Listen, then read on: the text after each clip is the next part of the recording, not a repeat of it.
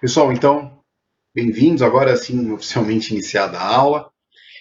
Nós fizemos aquelas considerações ali, eu não gravei, não tem relevância, né? Então vamos ficar aqui focado no que é realmente interessante, que é a nossa aula. Antes da gente começar propriamente com a nossa aula, eu só queria recapitular o que nós vimos na aula passada. Só um momento, deixa eu abrir aqui a nossa aula passada, a nossa aula 6, né? De contratos. Aula 6, contratos.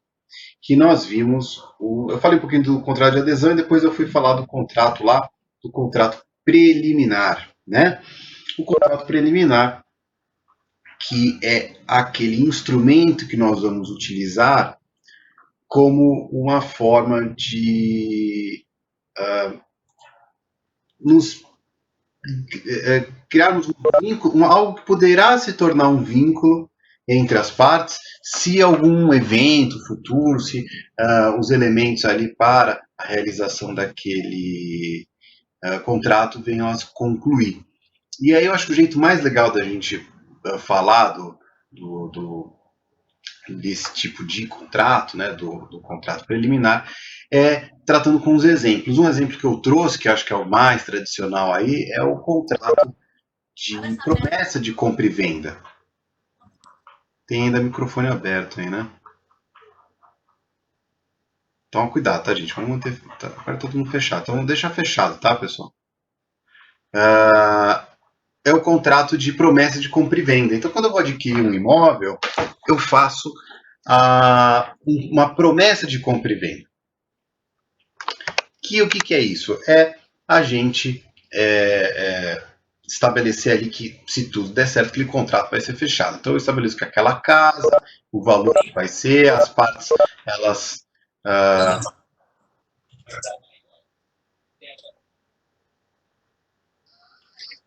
as partes elas se comprometem ali os valores e tudo mais, e aí o vendedor vai fornecer os documentos, e de repente nesses documentos pode ser que não feche o negócio. Mas se tiverem os documentos todos ok, o contrato será celebrado e aí ele tem valor de vinculativo. Tá? Então eu apresentei as documentações estão corretas. Se a gente fez lá, assinou aquele contrato e não tiver uma cláusula de retratação, eu sou obrigado a assinar. Se tiver uma cláusula de retratação, eu posso voltar atrás. Geralmente, essa cláusula de retratação, né, prevista, geralmente ela está atrelada a uma multa. Então, eu vou colocar, olha, tá aqui os documentos, vamos assinar o contrato agora? Ah, então, dei para trás, não quero mais comprar. Tudo bem, você pode desistir, a gente tem uma cláusula de desistência, só que aí eu vou reter um valor, só que aí eu vou te cobrar um valor, porque geralmente no contrato de promessa de compra e venda a gente tem a entrega de um sinal, né, o que se chama de sinal. Você entrega lá um valor, uma parte ali, um valor de entrada, e você fica ali vinculado àquele vendedor. Se tudo der certo, o contrato fecha, se não, o contrato fica. Senão não segue para frente. O outro exemplo que eu dei, que é também bastante interessante e talvez não tão do nosso dia a dia quanto a promessa de compra e venda, mas que. Deixa eu só fazer um negócio. Mas que também é bastante usual, que é melhor, que não é tão usual, mas que é bastante interessante, bastante prática essa função, é nas situações onde há um contrato onde há, por exemplo, uma licitação, né? Eu quero participar de uma licitação e eu preciso de um grupo, porque eu tenho a necessidade de uma pluralidade de pessoas com expertise para fazer aquele grande projeto. Então, eu dei um exemplo aqui para vocês na aula passada do metrô. Né? Se eu tenho quero participar de uma licitação de metrô e eu quero contratar uma série de empresas, eu sou uma empresa, uma empreiteira, tá? Mas eu não tenho toda a expertise, eu não tenho todas aqueles maquinários, aquele know-how para construir um metrô. O metrô exige uma série de conhecimentos. E aí eu vou atrás dessas empresas. Tá? Então vamos supor que, eu dei um exemplo, né? Vamos supor que eu vá naquela empresa ali que tem aluga aquele tatuzão lá, aquela máquina gigante que vai cavocando por debaixo da terra e vai construindo os túneis. construir não, né? Ele vai só cavocando ali, fazendo aquele buraco, onde depois eu vou construir a estrutura do metrô. Pois bem, quando eu sou empreiteiro, eu quero participar daquela licitação, é um grande projeto de construir uma linha nova de metrô, só que eu não tenho aquela máquina. Como é que eu vou fazer a oferta da licitação se eu não tenho aquela máquina? Eu preciso ter, então, eu preciso demonstrar ali para o Estado, né, que eu tenho condições de construir. Então eu vou mostrar ali, olha, eu tenho essa empresa aqui que vai usar o Tatuzão. Só que aí, se eu vou entrar na licitação, eu preciso ter uma garantia de que se eu ganhar a licitação, a gente fecha um contrato aí de aluguel do Tatuzão, tá? Ou de prestação de serviço, o que quer que seja. Como é que eu faço, então, para ter esse vínculo? Porque, veja, se eu não ganhar a licitação, eu não quero o aluguel com vocês. Mas se eu ganhar a licitação, eu quero o aluguel desse maquinário. Então, o que eu faço? Eu faço esse contrato preliminar que estabelece, deixo lá bem claro, que aquele contrato estará vinculando as partes, que se houver êxito, se a gente ganhar a licitação, a gente vai fechar o contrato. Se não ganharmos a licitação, esse contrato não tem validade nenhuma, pode rasgar, ele não vai ter validade. Tá? Esse é um outro exemplo desse tipo de contrato preliminar, tá bom? O material tá lá no Drive, tá, Ana Cláudia? Agora eu tô na aula, não dá para ir lá, mas se vocês já têm acesso ao Drive, eu já passei o link para vocês do Drive, vocês têm que ter acesso. A gente está hoje batendo o marco aí do meio do curso, né? Então a gente está chegando exatamente no meio. Nós estaremos na semana de hoje tendo prova, se não fosse a situação excepcional que nós estamos vivendo. Tá? Então hoje nós estamos chegando no meio do curso. Vocês já devem saber que a gente tem um Drive onde eu compartilho todo o material, inclusive as aulas com vocês, tá? O que eu posso fazer aqui, se der tudo certo, eu tentei fazer isso hoje, não consegui, exibir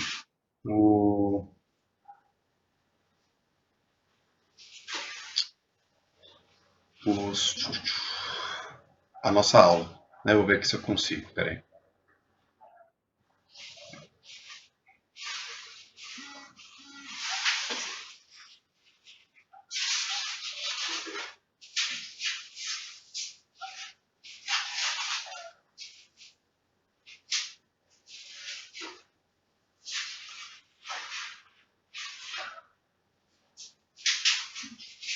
Agora vocês estão vendo o que, gente?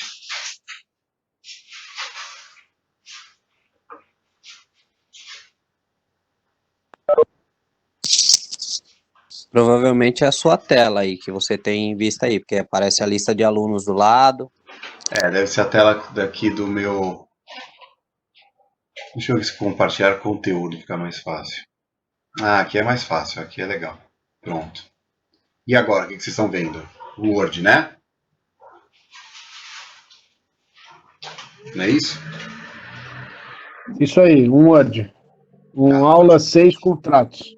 Isso. Então vamos seguindo aqui e a gente vai lendo junto. Então a gente está ali na aula, para quem não teve, quem perguntou aí, né, do acesso, vamos por aqui que aí fica mais fácil. Só tem um problema, quando eu fico com essa tela aqui, eu fico com essa outra aqui reduzida. Porque eu tenho duas telas, e aí... Deixa eu ver se consigo aumentar essa tela.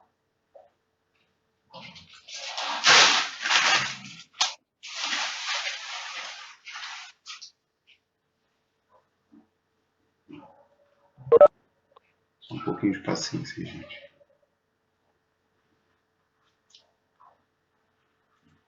Eu queria ficar só... Deixa eu só mexer aqui, porque eu quero ficar podendo ver o chat de vocês. Às vezes surge pergunta no chat e não surge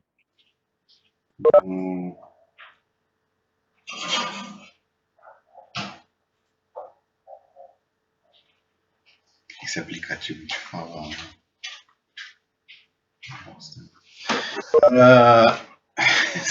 Você sumiu o chat. Pessoal, então, esses exemplos aí estão bons para a gente visualizar o que é esse contrato preliminar e agora nós veremos o contrato e nós vamos aqui para a aula 7 para ver os aspectos de formação do contrato no que tange o tempo e o lugar. Nós hoje veremos aí só as questões de tempo, tá? E na próxima aula nós veremos os aspectos do lugar, tá?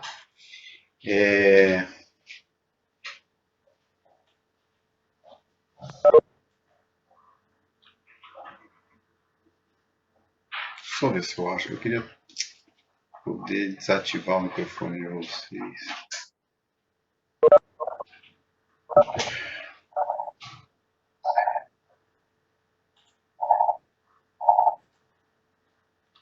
Bom, vamos seguindo aí. Gente, então, ó, aqui aula 7, teoria geral dos contratos, formação dos contratos, tempo e lugar. Um dos pontos que nós estudamos aí da formação dos contratos é que ele, como um negócio jurídico,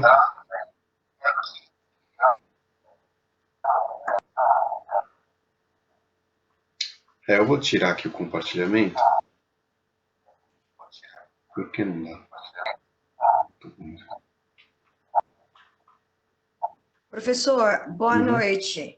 Oi, bem. A Lucilene mandou no grupo, Tá. tá? Aí pode tirar.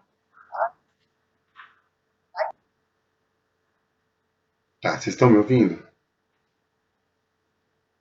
Eu tô. Tá. Então vamos lá, desculpa, tá, gente? Então, Também, tá, estou por ouvindo aqui. normal aqui. Tá, então é melhor por aqui mesmo. Bom, então tá, melhor. Já tá lá no grupo, vocês abrem, é mais fácil. Um dos requisitos do negócio jurídico é que ele é o consentimento. Isso a gente já aprendeu, né? O consentimento é um dos requisitos do negócio jurídico. E do contrato, o contrato não deixa de ser um negócio jurídico bilateral e, portanto, ele tem como seu requisito o quê? O consentimento. Mas aí, quando é que ocorre efetivamente o consentimento da parte? Quando é que ocorre aquela anuência? Concordo. O que é a proposta? Quando é que ocorre a proposta? Quais são os tipos de proposta? E é isso que nós veremos na aula de hoje. O momento do consentimento pode ser explícito ou ser explícita ou expresso, e esse se manifesta por atos escritos, falados ou mesmo gestuais. Então, uma coisa assim, um contrato verbal lá de compra e venda, quando você vai num restaurante, quando você vai numa lanchonete, você indica ali, né? Você pode ser um, quero esse. Vai mais uma aí, você faz só assim, ó. Só é uma anuência. Né? Você está lá tomando uma cerveja, o garçom fala, mais uma, aí você só faz assim, ok, pronto, sim. Isso é a concordância de que você, tá? É o seu consentimento de que você quer contratar aquela compra e venda daquela cerveja. Às vezes a gente pensa que compra e venda com algo complexo, mas pode estar ali presente em situações triviais como essas, né? Então, quando a gente vai num restaurante, quando a gente vai lá no boteco, né? Quando a gente podia ir, né? No boteco, quando a gente podia sair, aí a gente faz um gesto ali de concordância, de que a gente tem, que a gente concorda. Isso é um gesto de anuência, de consentimento de que você está querendo comprar aquele produto, tá? Pode ser verbal, né? Geralmente, quando a gente está comprando as coisas mais simples, é verbais. Olha, eu quero comprar isso, quero isso. Você vai numa loja de roupa, você fala, olha, eu quero essa aqui. Tá, quer mais alguma coisa? Não, não quero. Então você está ali falando, olha, eu quero comprar isso, isso e isso. Essa roupa, essa camiseta, essa calça. Aí que você manifesta sua concordância na aquisição daqueles bens, tá? Pode ser escrito, que aí para coisas mais formais a gente geralmente faz por meio escrito. Então, a compra e venda de uma casa vai exigir, inclusive, de que seja escrito, né, que a gente tenha um contrato formalizando a compra e venda daquele imóvel. Pode ser, às vezes, a contratação ali de um serviço, né, a contratação de um serviço jurídico, a contratação de um serviço educacional. Muito provavelmente não vai ser verbal, vai ser o quê? Escrito, né? Você vai, até porque existe, um serviço mais complexo, então você tem que deixar claro qual a natureza do serviço, as formas de pagamento, e aí o contrato será escrito. Quando vocês entrarem na faculdade, quando vocês contratam um serviço telefônico, vocês assinam um contratinho ali, seja um contrato de adesão ou não, mas fato é que vocês assinam ali um contrato, e esse contrato vai ser escrito, tá? E a anuência ali, a concordância ocorre no momento em que você assina. O ato formal de anuência é aquela rúbrica que você assina ao final, tá? O fato é que esse consentimento então pode ocorrer de várias maneiras, seja de forma escrita, seja de forma verbal e até mesmo o gestual, como aquele, ok, pode trazer mais uma, tá? Chata quando o garçom tá lá no bar, ele já chega com a cerveja e abre, né? Isso me deixa puto. Eles ficam querendo empurrar a cerveja pra você, chega lá, você tá lá tomando com os amigos, já chega ali, já abre, já vai bolando. Pera. Não é assim, né? Tem que ter a minha concordância. Se eu não concordei na aquisição daquela cerveja, eu falo, ó, não quero. Se trouxe aqui, eu nem ia tomar mais. Aí ele tem que trazer de volta lá, né? A cerveja não vai. Ele não pode exigir que você compre uma cerveja se você não concordou com ela. Né? Engraçado, porque no dia a dia a gente sabe disso. Se eu não concordei com aquela compra daquela cerveja, se ele trouxe aquele balde, colocou na mesa e abriu uma, sem que eu pedisse, eu posso falar, não quero pagar, eu não pedi, eu não contratei, eu não tive o consentimento para a aquisição dessa cerveja. Tá? E essa declaração aí, o consentimento pode ser tácito, quando a lei não exigir expressamente, isso é o que eu prevê o artigo 432, desde que se infira inequivocamente de uma atitude ou conduta do agente hábil para evidenciar a manifestação do seu querer. Então, mesmo que eu não tenha dado a concordância, mas eu já começo a agir como se eu tivesse dado a concordância. Então, não teve a concordância formal de que a gente ia começar a construir aquela casa. O contrato tem um engenheiro para construir. Não teve a anuência dele, o ok dele. Só que no dia seguinte ele foi lá na minha casa, trouxe produtos, começou a construir, começou a marcar a área. Quer dizer, houve um consentimento ali tácito. Né? Olha, aí alguém pode falar, mas eu nunca concordei em construir a casa para você. Poxa, mas eu pedi para você. Você leu a proposta, dia seguinte estava lá em casa, tal, já começou a construir. Então, quer dizer, houve a anuência tácita. São casos excepcionais, tem que ser muito claro a resposta na atitude que dá a entender de que houve a concordância da contratação. Tá? Então, tem que ser muito claro que, olha, é óbvio que houve a concordância aqui, não teve nenhum gestual, mas houve ali todo um comportamento de que houve a concordância, houve o consentimento. Tá? Pode ocorrer até mesmo por meio do silêncio, que é o chamado de silêncio conclusivo. Lá no artigo 111, o Código Civil estabelece que o silêncio importa a anuência quando as circunstâncias ou os usos o autorizem e não for necessária a declaração da vontade expressa. Então é como eu expliquei aqui para vocês, né? A anuência, essa concordância, ela pode ser verbal, quero comprar isso, quero comprar aquilo. Pode ser gestual, dando só o ok.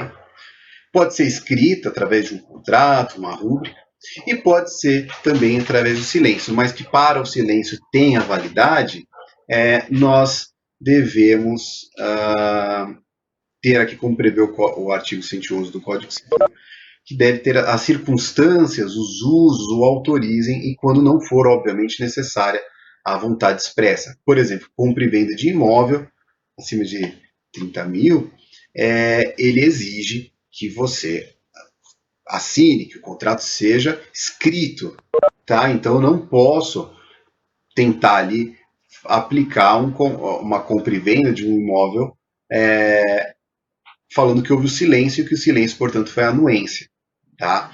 Por quê? Porque ele exige a vontade expressa, exige a assinatura ali das partes. Tá? Nenhum maluco ia falar, olha, eu ofertei ali a minha casa, ninguém respondeu, você não respondeu o que queria, então eu entendi que você queria comprar. Não teria a menor validade uma situação dessa. Por quê? Porque o contrato de compra e venda exige expressamente que você o faça de maneira escrita, tá? Uma formalidade do contrato de compra e venda. Mas salvo essas exceções, né? Se tiver ali, se a manifestação, se a parte lá que ofertada, a parte que recebeu a oferta daquele serviço, daquele produto, se o silêncio dela deu a entender pelo contexto ali específico de que ela anue com aqueles termos aí, os termos do artigo 111 terá validade, terá ali declarado o consentimento da outra parte. Tá? Então o consentimento não precisa ser necessariamente os dois se cumprimentarem, ter o ok. Não, às vezes só por meio do silêncio, desde que esteja dentro de um contexto adequado, vai ser entendido aí que houve um consentimento, tá? E isso está previsto lá no artigo 111 do Código Civil.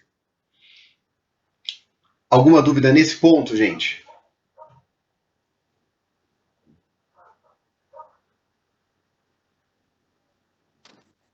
Estão acompanhando aí, não, pessoal? Beleza.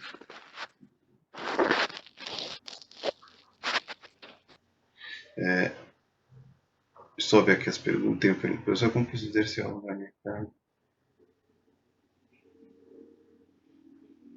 Aqui a Bianca perguntou se ela tem um contrato de locação verbal, Tá? Aí só uma coisa, Bianca, eu imagino que você esteja falando aqui no contrato de locação verbal. Uma coisa é o contrato verbal e a outra é o contrato com a concordância verbal. Tá? Mas é claro, o contrato verbal, a concordância ela ocorre de maneira verbal. Tá? Só estou fazendo essa diferenciação para depois você não confundir. Então, contrato verbal, certamente a anuência dele será também verbal. Tá? Mas não tem problema, tá certo a sua pergunta. Só estou explicando aqui a diferença, porque a gente está falando de concordância, contrato verbal, mas como eu disse, sempre o contrato verbal ele terá o que? A anuência será também verbal, tá? Apesar do contrato verbal, também podemos ter uma anuência, por exemplo, gestual, tá? Ou um contrato verbal também pode ter uma anuência por meio do silêncio, tá? Não é que todo contrato verbal terá necessariamente uma anuência verbal, ela pode ocorrer também para essas outras maneiras. O que nós não teremos é no contrato verbal que a anuência é escrita, porque aí se a anuência for escrita, o contrato já vai provavelmente ter a natureza de contrato escrito, tá? Pois bem, é bem típico isso, né? Os contratos de aluguel, de locação verbais, né? O aluguel é tanto, tal, tá lá. E o inquilino não quer pagar o aluguel. Aí você pode pedir a rescisão do contrato verbal, que tá falando, você não está pagando, então cai fora. E você vai ter que atender os aspectos legais que se apliquem de maneira geral aos contratos de locação. Então você vai ter que, o contrato, por ser verbal, ele não vai ter um prazo determinado, você então vai ter que avisar ele que ele tem 30 dias para sair. Eu recomendaria que fizesse isso de maneira escrita, tá? E se ele não fizer, aí você pode pedir a reintegração, o despejo, né, por falta de pagamento, que é o caso de locação. E tem que entrar com uma ação judicial de despejo por falta de pagamento. Tá? Aí você vai demonstrar ali que o pagamento... Aí você demonstra por outros elementos de que a locação existe. Então você mostra ali os depósitos dele mês a mês. Tá? Então o contrato de locação verbal não é o melhor instrumento. Claro, eu como advogado devo sempre indicar que faça o contrato escrito. Ainda que seja um contrato mal escrito, é melhor do que nada. Né? Ainda que seja um contrato muito simples, é melhor do que o contrato verbal. Só que você tem outros meios de provar o contrato verbal, como eu disse. Preferencialmente de que os depósitos sejam em conta corrente, para que você tenha ali comprovado que todos os depósitos correram. Ah, professor, mas ele paga em dinheiro. Tá bom, você entrega um recibo para ele? Não. Aí já começa a ficar um pouco mais difícil. Tá? Vamos supor, então você vai ter que procurar outros meios. Você vai ter que mostrar lá um vizinho, que uma testemunha, alguém lá próximo vai falar, não, ele realmente mora de aluguel aqui, o valor do aluguel era tanto, pelo que ele me falava, tal. Então aí vai ficando cada vez mais difícil, quanto menos elementos de prova você tem. Mas, via de regra, é esse o sistema que nós temos para solucionar uma situação como essa, tá bom? A Lucilene perguntou se o artigo 11, no caso acho que ela está falando 111, explica o termo de quem cala consente. Mais ou menos, né, o Lucilene, não é simplesmente quem cala consente, tá, Bianca? Entendeu? Beleza? Não é simplesmente quem cala consente. Se eu ofertei e aí eu vejo um comportamento de como se você tivesse aceitado, tá? Se dá a entender, se tem elementos que demonstram que você aceitou aquela proposta, aí tudo bem, tem validade. Tá? Mas não é simplesmente o silêncio. O silêncio simplesmente aceita. Não, não é assim. Tá? Então eu tenho que ter um elemento, o próprio artigo 111 fala isso. Ó. O silêncio importa a anuência, vírgula, quando as circunstâncias ou os usos o autorizem e não for necessária a declaração de vontade expressa. Então, se tiver necessidade de declaração expressa, não cabe silêncio. Cabe silêncio quando a circunstância ou os usos o autorizem. Então tem que ter ali circunstâncias, tem que ter elementos que demonstrem que houve aquela anuência por meio do silêncio. Tá? Então se já é uma prática, se já tem um hábito, aí o silêncio vai ter validade. Mas tem que ter esse conjunto. Tá? Não é o mero silêncio que vai valer como anuência. Tá bom? Então não é tão simples assim.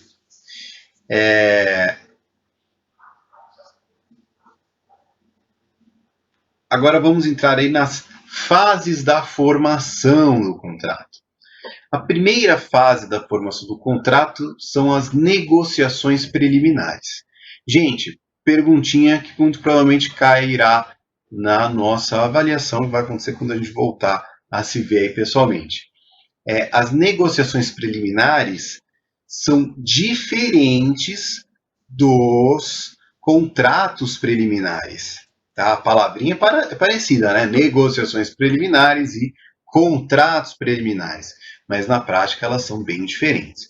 Os contratos preliminares, aquele que nós vimos na aula passada, eles têm uma natureza específica, eles vinculam as partes. Se eu assinei um contrato preliminar e aí ganhamos a licitação ou as documentações estão corretas, a gente fica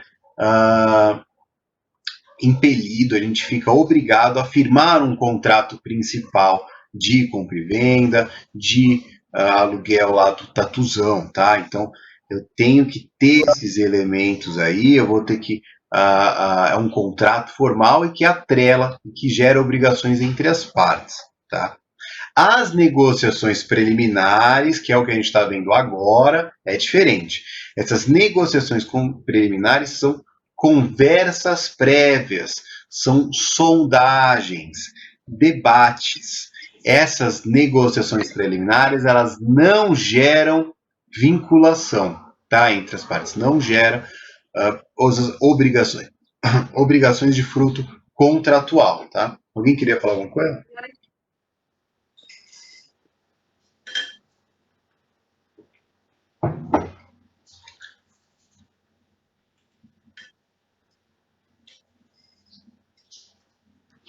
Tá. É uma fase, portanto, não contratual, tá? Contudo, pode advir responsabilidade civil no campo, não do campo contratual, mas da aquiliana. O que é isso, gente? Significa que eu não gero um vínculo contratual, porque eu ainda não firmei nenhum contrato, mas isso não impede que as partes sejam conduzidas com a boa fé e de que se alguém agir de má fé, se alguém utilizar das negociações para um fim que venha a prejudicar o outro, né, que se utilize ali com má fé dessas negociações preliminares, ele deverá e poderá responder pela prática aí da má fé, pelas perdas e danos que ele gerou àquele indivíduo, tá? Então a gente tem aí, não surgem os deveres de contrato, mas da boa fé das partes, tá? Eu vou dar um exemplo aqui, então, eu vou ler aqui o exemplo que eu dei para vocês, o complemento, tá? Esse foi o exemplo que eu redigi aí na apostila aí de vocês, no nosso roteirinho de aula. O exemplo é o seguinte: durante a negociação, já bem encaminhada, então já tem ali todos, o cara chega ali para você e fala: não, cara, eu vou fechar o contrato com você, tá tudo certo, pô, gostei muito do que você ofereceu, ou olha, tranquilo, eu vou vender para você, tá tudo certo, eu gostei de você, eu vou vender. Então eu crio uma expectativa. A pessoa, ela parece ser bastante sincera e ela tá ali criando uma expectativa de que vai dar tudo certo. Então ela vai, fala, aquela coisa de vendedor, vai fazendo tua cabeça, ela falando que tá tudo certo, que o contrato vai fechar e tal. Então o contrato já está bem encaminhado e uma das partes começa a se preparar para atender o contrato. Então eu estou com tanta certeza de que o contrato vai fechar, de que ele mostrou elementos de que o contrato vai fechar realmente, ele me deu aquelas garantias, falou, tá tudo certo, olha, só falta assinar. Só falta assinar, tá tudo certo. É que nem o André Sanches fazia com o estádio do Corinthians, vocês lembram disso? O name rights, os name rights só falta assinar, lembra disso? Quem é corintiano sabe como é que era, né? Há uns anos atrás tentavam vender o nome do estádio do Corinthians e aí ele falava assim: não, só falta assinar, tá tudo certo, já vamos vender o nome do estádio por não sei quantos milhões. E aí nunca assinava, né? Então é aquele vendedor, aquele cara lá que começa a falar para você que tá tudo certo, que pode ficar tranquilo, e chega para você e fala: não, pode ficar tranquilo, vai dar tudo certo. E aí o contrato não se conclui, ele vai lá, do nada ele fala: ó, cara, não vai rolar não, viu? Tchau, tô pulando fora. Só, mas como assim? Já estava tudo certo. Eu já estava me preparando, eu já estava contratando funcionário para atender a tua empresa. Então vamos supor que ele quisesse me contratar para um serviço. Já está tudo encaminhado, aí eu começo a me preparar. Vou lá, contrato funcionário, contrato advogado, contrato engenheiro, contrato mestre de obra, para atender aquela demanda daquele cliente, que parece que vai rolar, já está tudo certo, o contrato está ali, já está nas negociações, já tem valor fechado, já tem data para começar, tudo certinho, mas a gente ainda está nas negociações, não assinou nada. E ele me dá essa certeza. E aí do nada ele vai lá e puxa o freio de mão e fala, não vai fechar.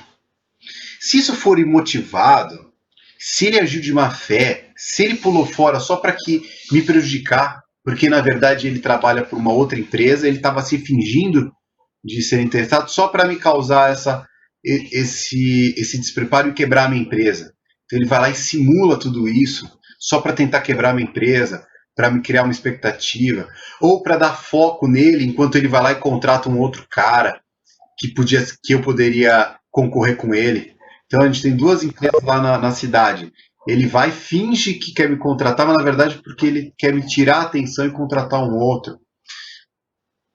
Se ele age dessa maneira, portanto, com uma evidente, com uma hialina má fé, nessas situações caberá sim uma indenização pelas práticas de má fé. Não é uma indenização por perdas e danos advindas da relação contratual.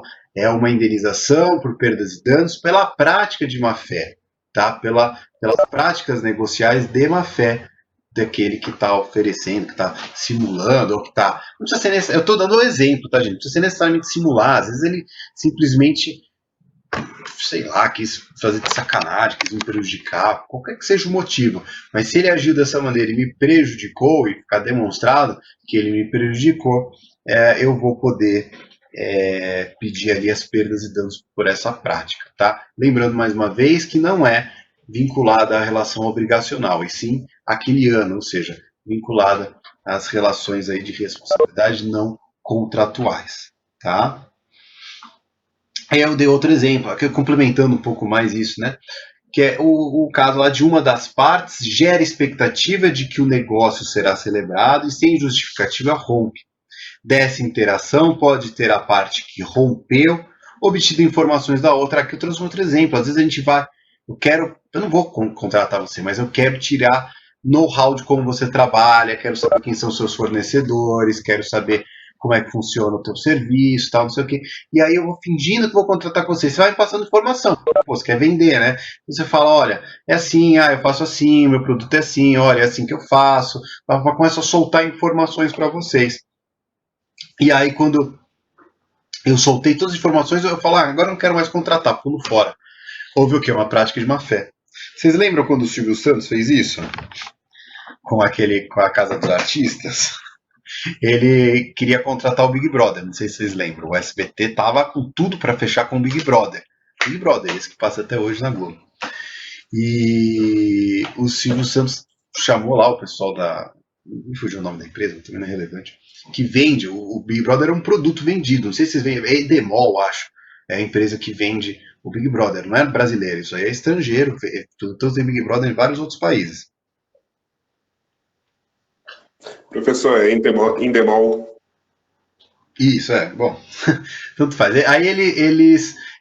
mas obrigado por lembrar, é isso aí mesmo. E aí ele falou, não, tô interessado, aí eles começaram a abrir de como funcionava. Falaram, é assim, tem uma casa, a gente deixa, né, tem as câmeras posicionadas assim, a casa tem que ter esse formato, tal. Ele devia ter falado, eu quero saber como é que é para poder ver como é que é o estúdio, quanto eu vou ter que investir e tal. Tem assim, assado. Aí, pro jogo ficar interessante, a gente faz isso, tem esses eventos, tem paredão, blá, blá. Na época ainda era por telefone que a gente ligava. Aí o Santos falou, legal, tá bom. Mas, aí quando tava tudo certo, uma ideia, vamos fechar? O Santos falou, não, então cai fora. Não vou mais fechar esse negócio com vocês. Os caras falaram, como não? Já tá aqui tudo certo. Não, tô pronto fora. Eles ainda estavam em fase de negociação. E aí, olha, eu tô dando esse exemplo, eu não sei os pormenores do caso, tá? Pode ser que vocês falem, não, já vi um pré-contrato, uma coisa assim. Eu confesso que eu não sei. Eu tô aqui imaginando que tenha ocorrido nesse cenário que eu tô falando. Mas para ilustrar aqui o nosso instituto jurídico aqui, eu acho que vale como exemplo, tá? Mas só peço aí a permissão de que vocês não levem muito a sério isso aqui, porque eu não sei se efetivamente os fatos ocorreram nessas circunstâncias que eu estou narrando, tá? Até porque eu não tenho informação privilegiada nenhuma, eu sei disso pelo que a gente leu na época na mídia. Mas isso, gente, faz. O Big Brother hoje está completando quanto? 20 anos, né? Então, 15 anos, 20 anos, né? Não sei. Coisa tipo assim, então. Bom, e aí ele pulou fora e ele usou o know-how e fez aquele Casa dos Artistas. Não sei se vocês lembram disso. Né? O pessoal mais das antigas aí deve lembrar. E ele deu um nome diferente, porque o nome estava registrado, né? Eles têm a marca Big Brother, mas ele usou o know-how. Então ele levou aquela negociação para frente, foi obtendo as informações. Quando ele percebeu, falou, já estou com tudo na mão aqui, por que eu preciso com esse nome? Dane-se, eu crio o meu próprio formato. Aí ele criou a Casa dos Artistas, né? Então o que ele utilizou ali foi uma prática de má fé. Eu acho que ele teve até que indenizar, se eu não me engano. Né? Por quê? Porque ele simulou toda essa aproximação com aquela empresa e quando achavam que ia fechar, ele pulou fora e ele já tinha conseguido as informações de como funcionava. Essa é uma situação, estou ilustrando aqui uma situação em que a fase negocial pode gerar negociações preliminares podem gerar uma indenização. Tá? Vocês veem que essa não é uma indenização de fruto contratual, ela não é de um contrato. Se, por exemplo, o Silvio Santos tinha feito um pré-contrato, se ele tinha feito um contrato anterior, aí sim nós estaríamos diante de uma situação distinta. Aí se aplicaria obrigações contratuais, a gente teria uma multa, tal. Agora, nesse caso, de forma que eu narrei, não sei se efetivamente ocorreu dessa forma, caberia uma indenização aí de natureza não contratual, bom? E aí, gente, quem está acompanhando a aula? Quero escutar vocês. Tá ninguém, só liga, né? E aí ninguém. Eu tô vendo o pessoal. O pessoal que está aqui na telinha, eu vejo que está acompanhando. Agora, a maior parte fica desligada aí, não tá vendo nada. Boa noite. Professor, é complicado, porque se a gente deixa ativado, vira uma bagunça isso aqui. Sim, é Por isso que a verdade. gente deixa desativado. Tá Mas certo, estamos vocês aqui, pelo amor de Tá Deus. O pessoal fala, né, que a gente está tendo EAD, né? O EAD é estudo, aula depois, né? EAD, estudo, aula depois. Professor. Boa noite, professor. Tem que acompanhar o senhor aí, ficar acompanhando o texto no celular, então não tem como ficar com a tela aberta. Então, aí se você puder abrir você só tem o celular ou você tem computador? Porque o que eu vou fazer é projetar ali que eu estava fazendo, ou você acessa de outro celular, alguma coisa assim, para conseguir ver. O aplicativo não funciona abaixado, esse daqui? Eu sei que o YouTube não funciona, mas o aplicativo não funciona? O meu funciona. Funciona, Para né? você utilizar a tela do aplicativo do lado, ir lá no WhatsApp e abrir o texto. É o que eu estou fazendo. Eu acho que dá, né? O YouTube, no celular, quando a gente abaixa ele realmente não funciona.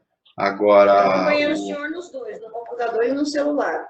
Quem tiver a possibilidade de usar duas telas, melhor. Quem tiver no computador é mais fácil, porque aí você põe no computador e põe uma tela do lado da outra, abre e fecha, né? Mas no celular acho que também dá para fazer isso daí. Então, acho que dá para acompanhar assim. Eu vou desligar aqui os áudios mais uma vez. Bom, pessoal, esse é o que eu queria falar aí dessas negociações preliminares, tá? E agora eu vou falar sobre a proposta, tá? É a segunda parte aí. Deixa eu só ver o que o pessoal está escrevendo.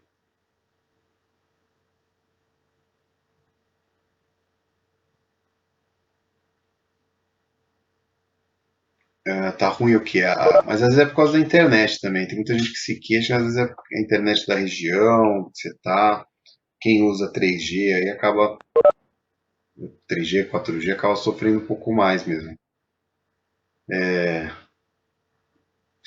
A aula também vai ficar disponível lá na plataforma da faculdade, tá, gente? Se quiser Mas e a plataforma, até onde eu sei, está funcionando bem. O pessoal tem acessado, eu também já acessei, está funcionando direitinho. Então, quem quiser depois assistir novamente a aula aí, consegue acessar depois na plataforma, tá?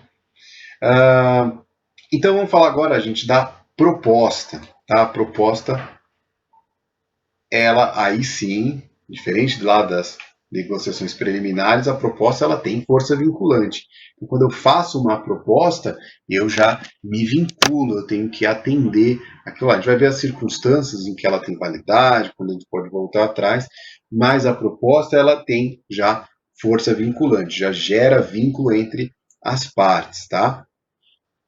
É o que diz o artigo 427 do Código Civil. Fala o seguinte: a proposta de contrato obriga o proponente, se o contrário não resultar do termo dela, da natureza do negócio ou das circunstâncias do caso. Vamos traduzir esse artigo do Código Civil.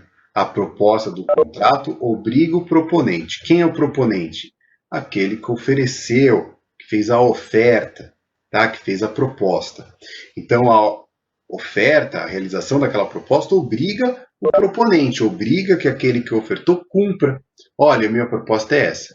Quando eu faço esse ato e a pessoa recebe aquela proposta e ela dá o ok, eu tenho que cumprir. Tá? Então, a proposta é essa. Beleza, concordo. O cara que fez a proposta, o proponente, tem que cumprir, porque se a pessoa falar, não concordo, não gostei dessa sua proposta, beleza, não rolou.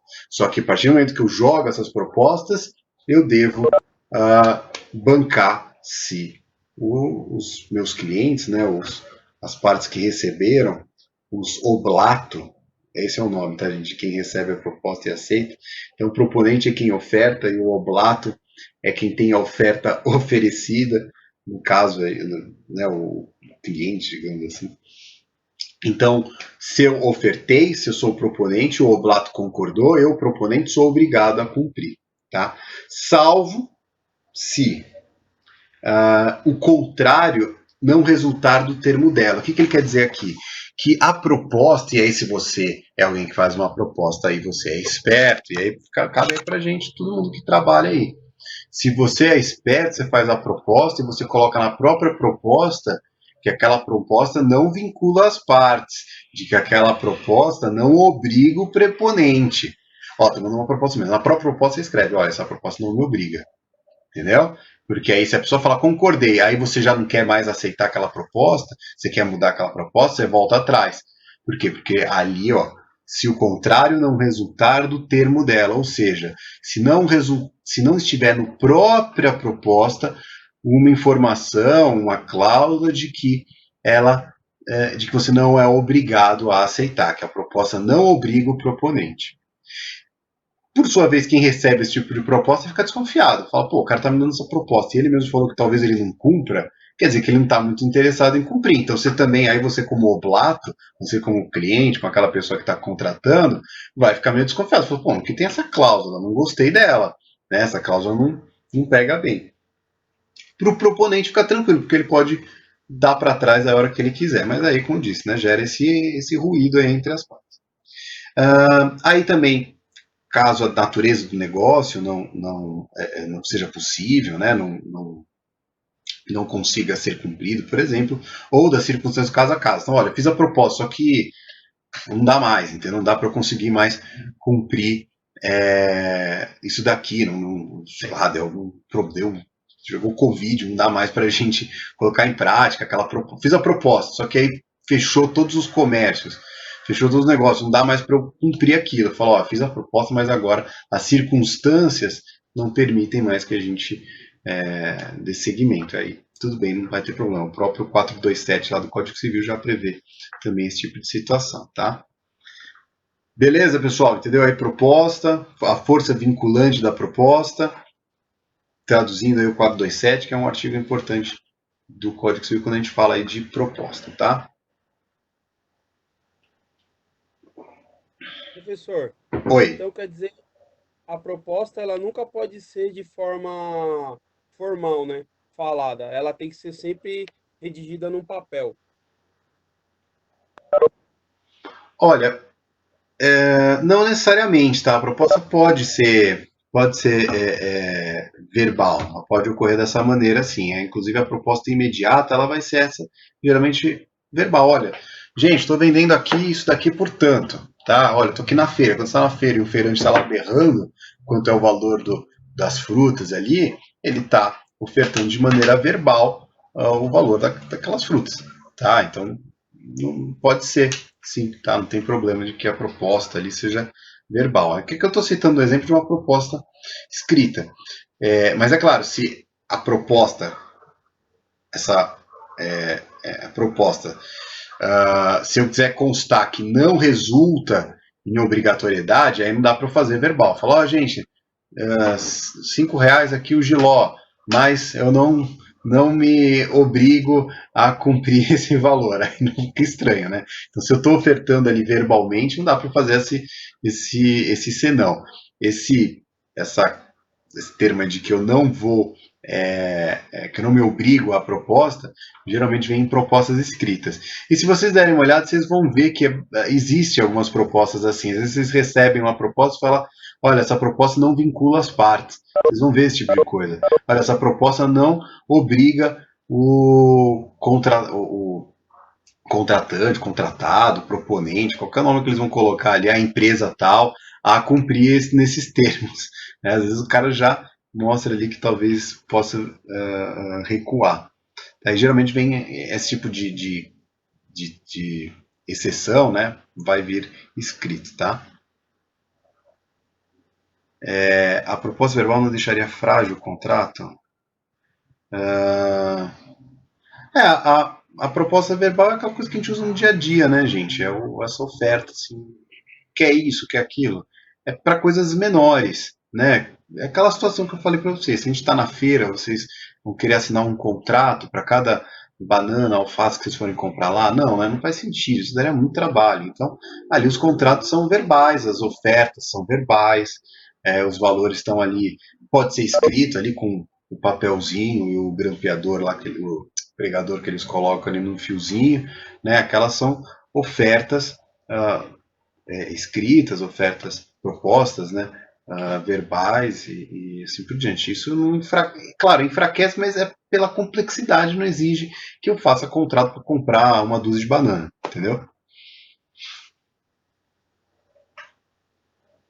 E, gente, para que tenha essa força vinculante, então ele deve ser a proposta séria e precisa. Tá? Se for uma proposta muito simplória, então eu mando um e-mail só explicando como é que funciona o meu trabalho como advogado, o que eu posso fazer. Isso é uma proposta? Não é uma proposta, é uma apresentação. Para que a proposta seja válida, ela deve ser séria e precisa. Ela tem que estabelecer quais são os valores daquele serviço, no que será feito aquele serviço, qual vai ser a minha atuação. Mas se for só uma coisa muito genérica, que não vai caracterizar como proposta. Ah, não, mas o doutor me mandou lá o escritório faz, tal. Mas era uma coisa genérica, tá? Não é uma coisa precisa.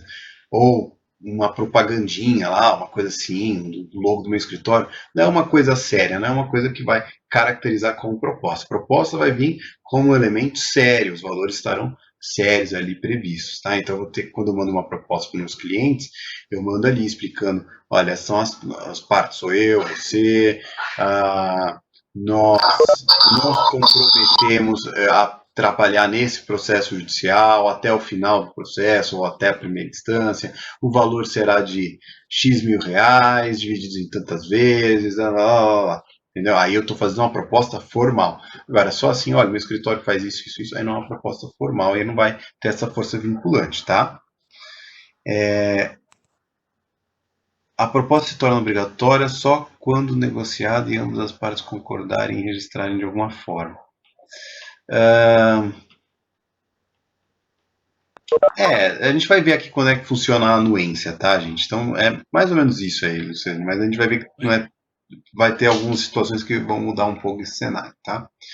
Então, para que tenha força vinculante, ela deve ser séria e precisa. A proposta pode ser ao público e individual. A proposta individual é aquela que eu te mando no e-mail, aquela que eu te mando em carta. Quem usa carta ainda, né? Mas antigamente era mais comum no Código Civil.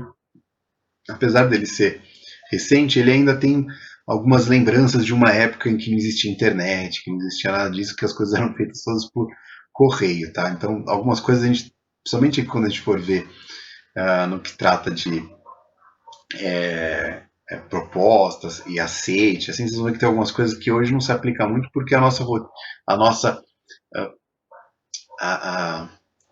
possibilidade de comunicação é muito ampla. Tá? Então isso aqui é para uma época que mal se usava telefone, o telefone não tinha muita formalidade, as coisas eram muito feitas por meio de carta.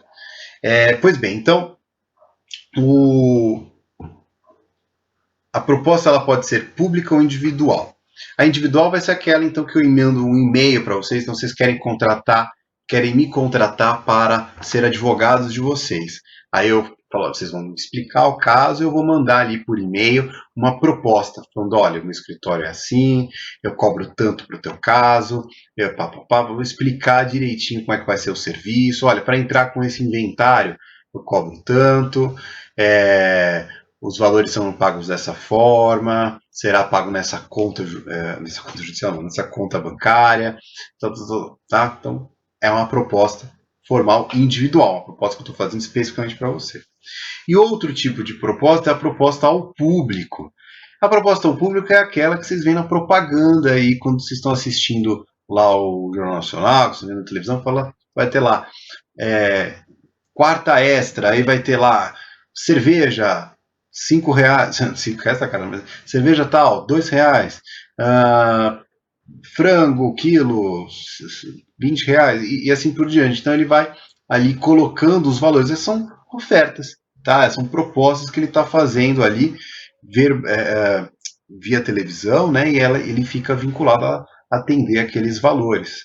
Tá? Ou num jornal você vê um anúncio, ou na internet também você vê um anúncio ali de um tênis, de um carro. Então essas são propostas ao público. Eu não estou fazendo para você, ou para você, ou para você. Estou fazendo para o público. Quem chegar, chegou e comprou. Tá? Diga. Eu estou vendo aqui que no Código de Defesa do Consumidor, como está aqui no artigo 35, eu queria entender, só lendo aqui o artigo, que menciona que se o fornecedor de produto ou serviço recusar o cumprimento à oferta, a apresentação ou publicidade, o consumidor poderá alternativamente... Sim, mas peraí, eu já vou chegar no CDC, a gente está ainda no Código Civil, já vou chegar ali, tá? Já segura aí, Tá bom. E aí você faz a pergunta, tá? Alternativamente. O quê? A minha dúvida seria dessa alternativamente, se ele pode aceitar. Então quer dizer que ele pode aceitar a proposta não em todo, mas em parte. Por isso o consumidor poderá, quando ele fala, eu já vou chegar lá e vou explicar o código e vou falar o que é o alternativamente para você, tá? Segura a onda aí que a gente já vai chegar nesse artigo do CDC, mas eu não quero atropelar a aula, senão a gente não vai chegar naturalmente nessa parte, tá? Então segura só um pouquinho e a gente já fala disso, tá bom? O que eu queria falar era do 429, a gente já viu, mas vamos só relembrar aqui de novo. A oferta, desculpa, a gente não viu, a gente viu o outro lá, né, o 427. 429 vai falar justamente dessa oferta ao público. Então ele fala assim, Código Civil, tá? Não é relação de consumo. Código Civil aplica a todas as relações cíveis. A oferta ao público equivale à proposta quando encerra os requisitos essenciais ao contrato, salvo se o contrato resultar das circunstâncias ou dos usos. Parágrafo único. Pode revogar-se a oferta pela mesma via de sua divulgação, desde que se ressalvada esta faculdade na oferta realizada. Então vamos traduzir esse artigo. A oferta ao público equivale à proposta. O que ele quer dizer isso? A gente já viu lá no 427 que a proposta obriga o proponente, certo?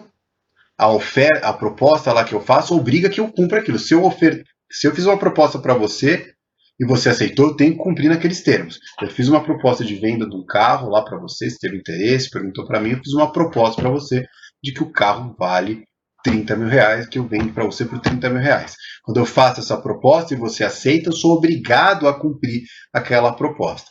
Salvo se na proposta lá que eu fiz, eu coloco que aquilo não vai valer. Mas se eu não colocar aquilo, fiz a proposta, e você aceitou, sou obrigado, fico obrigado a cumprir aquela compra e venda para você, vender aquele veículo para você, tá bom? Quando o 429 fala que a oferta ao público equivale à proposta, ele está falando o quê? Que a oferta ao público vincula o ofertante, tá? O proponente. Então, quando o proponente faz ao público, ele oferece, né, ele faz aquela proposta a todos na sociedade, ele está se vinculando. Quem vier lá e der o ok, ele é obrigado a cumprir. Tá? Então, quando o supermercado coloca lá que aquele produto estava naquele preço, que aquele outro naquele preço, quando vocês estão assistindo lá aqueles programas lá da Rede TV, lá da Gazeta, que fica vendendo um monte de coisas, já viram? Fica lá vendendo o tempo inteiro, carro, apartamento, não sei o que lá, eles dão um preço. Vocês podem prestar atenção que quando é de imóvel, geralmente eles não dão preço, porque se eles derem um preço, o valor, aí aquilo vale como uma proposta. Não é só mera publicidade, é uma proposta. Então, mas geralmente a gente vê lá carro, olha, Ford Ka 2007, 21 mil reais. Quando ele faz essa proposta, ele está fazendo para todo mundo. E aí, se eu quiser lá chegar e falar, eu quero comprar esse carro por 21 mil reais, eu quero aquele carro que eu vi para vender por 21 mil reais. Ele tem que fazer. Fala, não, esse carro agora aumentou, agora esse carro está dando 23. Fala, não, amigo, você fez aquela proposta e agora a proposta, a oferta ao público equivale à proposta. Então, quando você fez aquela oferta lá na TV, aquilo vai equivaler à proposta. E no 427 nós vemos que a proposta obriga o proponente. Tá? Então, professor, tem que tomar muito cuidado quando você coloca o valor. Não adianta só chamar a atenção lá, quando chega lá você muda o valor. Por quê? Porque a oferta ao público equivale à proposta e a proposta vincula o proponente. Diga. professor, boa noite. Boa noite. Assim, no caso de uma oferta explícita, porém, vou dar um exemplo, uma loja, certo? Ele coloca várias araras com seus produtos. E coloca lá determinada cor, tal valor, determinada cor, tal valor. Quando não tem uma arara identificada com uma cor, neste caso, qual que seria válido? O valor menor ou o valor maior? Ou aquele valor que o vendedor passar? Que nesse caso seria também uma proposta, certo? É que aí você está me falando de uma situação em que, e às vezes isso acontece mesmo na prática das ofertas ali ao consumidor numa loja, que às vezes elas estão confusas. Né? Eu entendi o que você está falando. Às vezes são situações que a gente se depara com propostas, ofertas ali ao consumidor, ao público, que são confusas. Então, sei lá, tem lá o selinho e aí você não percebe e tal.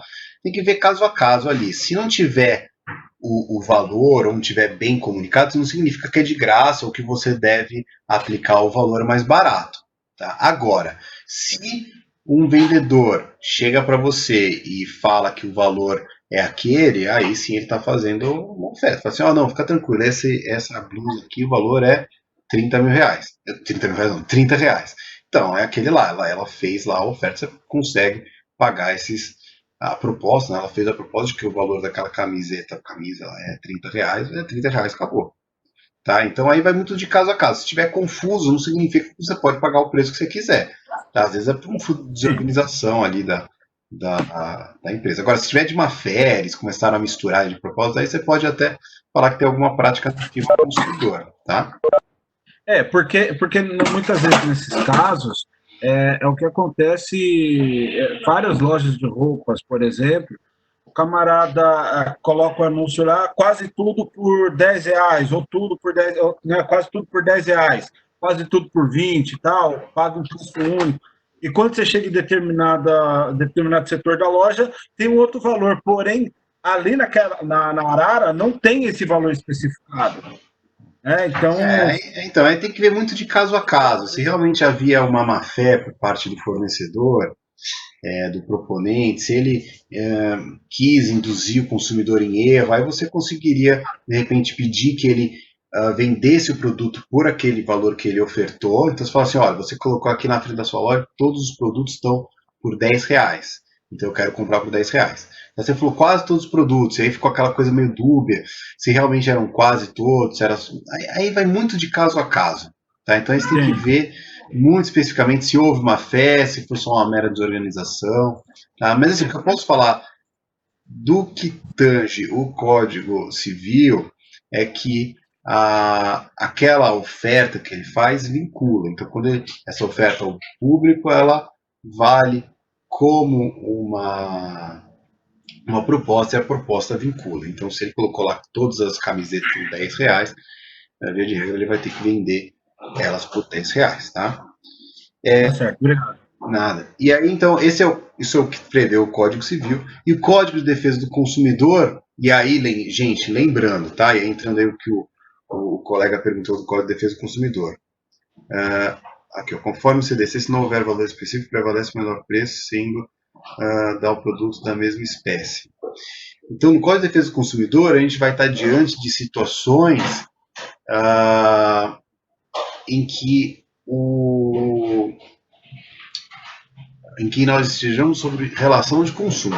Quando a gente fala do Código Civil, a gente está falando de qualquer relação, tá? Mesmo que não seja de consumo. Quando a gente fala do CDC, a gente fala de relação de consumo. E é importante que vocês entendam a diferença da relação de consumo para a relação que não é de consumo. A relação de consumo é aquela que você adquire bens para uso pessoal. Não é, por exemplo, para revender. Então, vamos supor, foi feita uma oferta lá de um importador de camiseta, e eu tenho uma loja de camiseta, e eu quero comprar um lote de camiseta para vender na minha loja. Então, aí ele fez a oferta ao público ali no atacado, né, para as grandes lojas, e eu comprei. Tá? É uma relação de consumo essa? Não é. Tá? A gente vai aplicar o quê? O previsto no Código Civil. Tem lá a previsão, a gente viu, 429, 427, tá? A oferta ao público vai equivaler à proposta, a gente viu que é proposta pelo 427, tudo mais. Então, aplicaremos o Código Civil numa situação como essa. E aí eu compro lá, vamos supor que deu problema, não sei, tudo faz. Eu vou aplicar aquelas previsões do Código Civil para uso o quê? Para comprar essas camisetas, porque eu vou revendê-las na minha loja, ali na minha boutique. No Código de Defesa do Consumidor, a gente está diante de uma aquisição, por exemplo, de camiseta. Se eu for comprar uma camiseta, compro lá 3 camisetas numa loja. Essas camisetas estou comprando para utilização própria. Tá? Camisa. Então, eu comprei essa camisa aqui para dar aula, para advogar, para trabalhar. Então, essa camisa aqui eu não estou revendendo. Então, eu sou consumidor. Tá? Então, eu vou me enquadrar como consumidor. Vocês vão ver isso mais para frente no decorrer do curso. Mas acho que em direitos difusos a gente acaba vendo um pouco sobre consumidor. Mas fato é que, então, essas previsões que nós iremos ver agora do Código de Defesa do Consumidor se aplicam apenas às relações de consumo, como essa que eu mencionei para você. Se eu comprei o produto para revender, para minha fábrica, se eu comprei aquele produto se eu faço bolo, tá? Tem uma fábrica de bolo, e aí eu comprei farinha para fazer bolo, eu não sou consumidor, aí vai se aplicar apenas o Código Civil, não se aplica o CDC numa situação dessa. Tá bom? Deu para entender a diferença? Tá?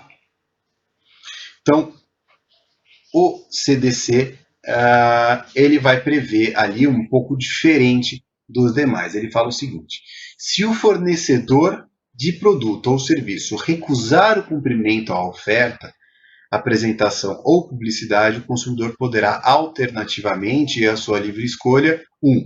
Exigir o cumprimento forçado da obrigação, nos termos da oferta, apresentação ou publicidade, aceitar outro produto ou prestação de serviço equivalente, ou ainda rescindir o contrato com direito à restituição de quantias eventualmente antecipadas, monetariamente atualizadas e perdas e danos.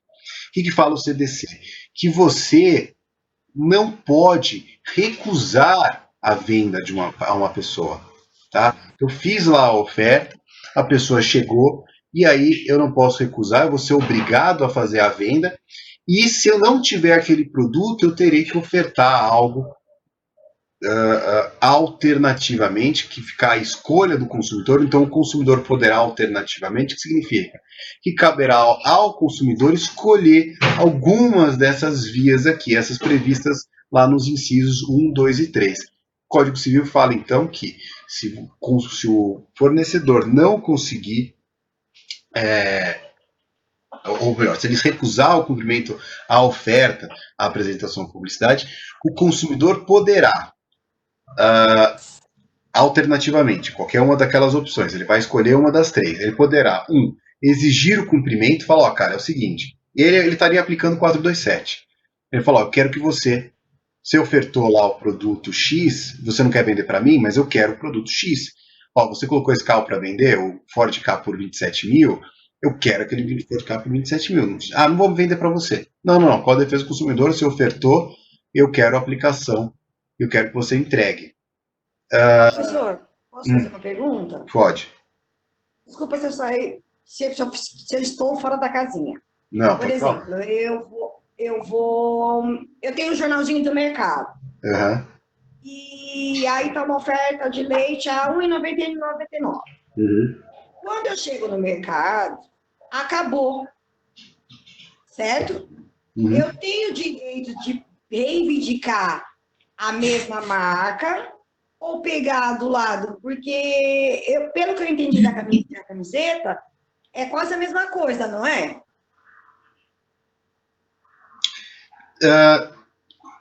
Então, mais ou menos. No caso ali do que o colega falou, era, pelo que eu entendi, né? Você está falando do exemplo que o colega trouxe anteriormente na aula, né? Isso. Pelo que eu entendi do exemplo do colega, pode ser que eu tenha entendido de maneira errada, é que você vai numa loja e aí tem uma confusão dos produtos ofertados. Tá? Então ele fala, olha, todas as camisetas são R$10.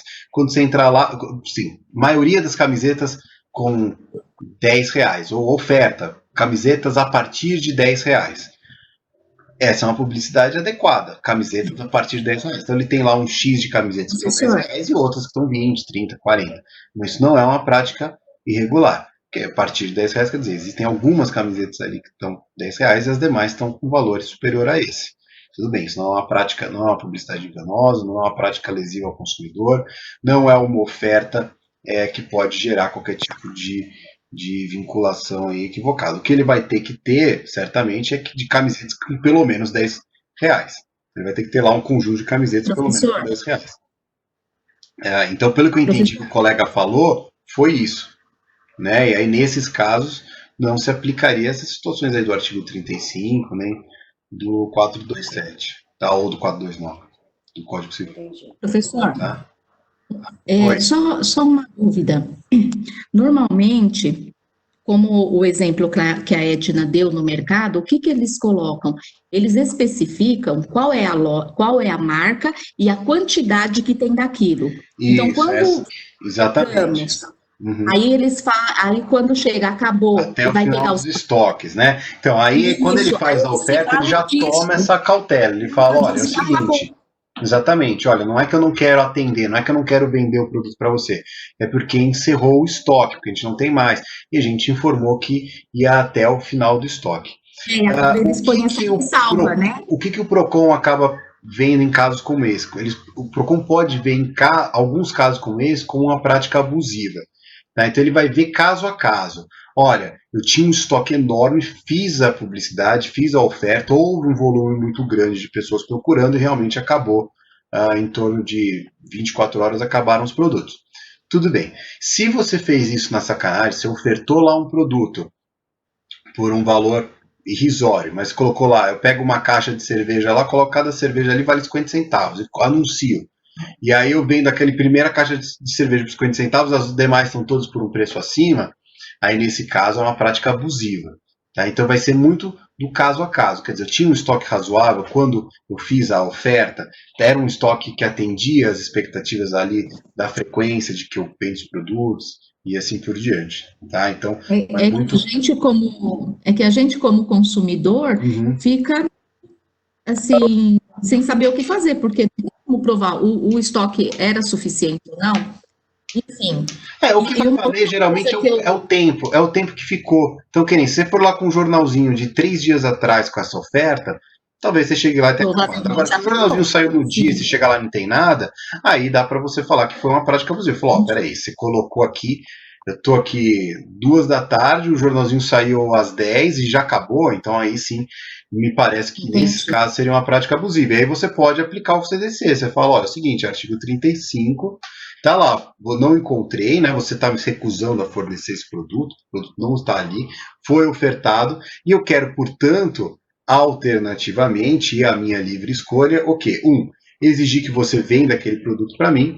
2, ou aceitar outro produto ou prestação de serviço equivalente, ou rescindir o contrato, que não é o caso aqui, né, porque a gente não tem o contrato, mas caberia também, se você já tivesse um contrato firmado, rescindir o contrato com direito à restituição e perdas e danos, tá?